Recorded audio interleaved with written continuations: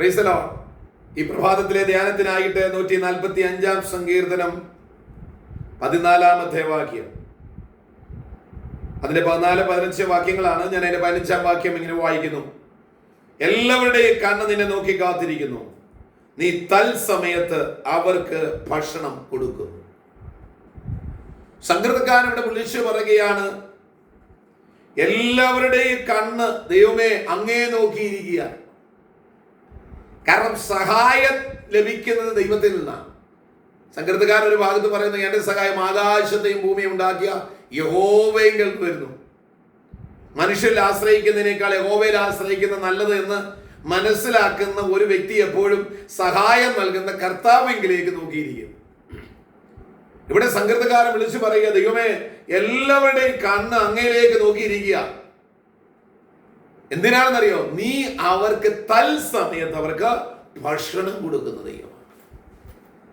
വിശക്കുന്നവർക്ക് ആഹാരവും മുറിവേറ്റവരുടെ മുറിവുകളും കെട്ടി മാനസികമായി തളർന്നിരിക്കുന്നവർക്ക് മനോബലം കൊടുത്ത് ഉയർത്തുന്നവനായ ഒരു കർത്താവിനെ കുറിച്ചാണ് ഇന്ന് പകൽക്കാലം ഞാൻ നിങ്ങളോട് പറയുന്നത്. നമ്മൾ സകലരുടെയും കണ്ണുകൾ യേശു കർത്താവിലേക്ക് ഉയർത്തുമ്പോൾ ആ യേശു കർത്താവ്, സ്തോത്രം, യേശു കർത്താവ് പറയുന്നു, ഞാൻ നിങ്ങളെ സഹായിക്കുന്ന ദൈവമത്രേ. ഇന്ന് പകൽക്കാലം സകല ജഡത്തിനുമേലും ആഹാരം നൽകുന്ന ദൈവം, കാട്ടിലെ മൃഗങ്ങൾക്കും തന്നാൽ സൃഷ്ടിക്കപ്പെട്ട സകലത്തിനും അത് ആഹാരം നൽകി ബലം നൽകി മുൻപോട്ട് നടത്തുന്നവനായ ഒരു കർത്താവിനെ കുറിച്ച് ഇന്ന് പകൽക്കാലം നാം ചിന്തിക്കുമ്പോൾ നമ്മുടെ വ്യക്തിപരമായ ജീവിതത്തിലും ആ ദൂത് വെളിപ്പെട്ടു വരുന്നു. അതേ, ദൈവം നിങ്ങൾക്ക് സഹായകനായി നിങ്ങളുടെ കൂടെയുണ്ട്. ആകയാൽ നിങ്ങളുടെ കണ്ണുകൾ യജമാൻ ദൈവത്തിങ്കിലേക്ക് കണ്ണുകൾ ഉയർത്തുക. നിങ്ങളുടെ സകല ചിന്തകളും ദൈവത്തിങ്കിലേക്ക് ഉയർത്തുക. ഇന്ന് പകൽക്കാലം വ്യാകുലതകൾ വിട്ട് മനുഷ്യരിലേക്ക് നോക്കാതെ, മനുഷ്യന്റെ സഹായം വരുന്നത് നോക്കിയിരിക്കാതെ, എന്നെ ഇന്നാരൊക്കെ സഹായിക്കാമെന്ന് പറഞ്ഞിട്ടുണ്ട് എന്ന് പറഞ്ഞിരിക്കാതെ, ദൈവപാദപീഠത്തിൽ മുട്ടുമേലും ദൈവത്തോടൊന്ന് നിലവിളിച്ച് പ്രാർത്ഥിര്. ദാനിയേലിന് കിട്ടിയ സഹായം മാനുഷിക സഹായമല്ല, സ്വർഗത്തിൽ നിന്ന് സഹായം കിട്ടിയത്. സാരാഫത്തിലെ വിധവയ്ക്ക് കിട്ടിയ സഹായം സ്വർഗത്തിൽ നിന്നാണ്. മീൻപിടുത്തക്കാരനായ പത്രോസിന്റെ വല ഒന്നും കിട്ടാതിരുന്ന് വിഷമത്തിലിരുന്ന പത്രോസിന് സഹായം വന്നത് യേശു കർത്താവിൽ നിന്നാണ്. മനുഷ്യർക്കാർക്കും നമ്മെ സഹായിക്കാൻ കഴിയില്ല പ്രിയപ്പെട്ടവരെ.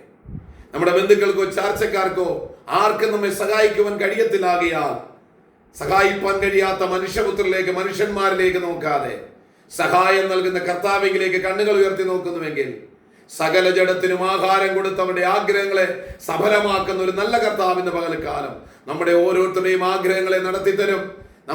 നമ്മെ സ്നേഹത്തോടെ നടത്തും. നമുക്ക് വേണ്ടതെല്ലാം ദൈവം നൽകും. ആകയാൽ ആ കർത്തപാദപീഠത്തിൽ നമ്മെ തന്നെ സമർപ്പിച്ചുകൊണ്ട് സകല കണ്ണുകൾ ഉയർത്തുക. നിങ്ങളുടെ കണ്ണുകൾ കർത്താവിലേക്ക് ഉയർത്തി നിങ്ങൾക്കൊന്ന് പ്രാർത്ഥിക്കാൻ കഴിയുമോ? ഈ യേശു കർത്താവ് നിങ്ങളുടെ കരത്തെ പിടിച്ചിട്ടുണ്ട്. നിങ്ങൾ എഴുന്നേൽക്കുക, എഴുന്നേൽക്ക്. യേശു കർത്താവ് പറയുന്നു, നിങ്ങൾ എഴുന്നേറ്റ് വരിക.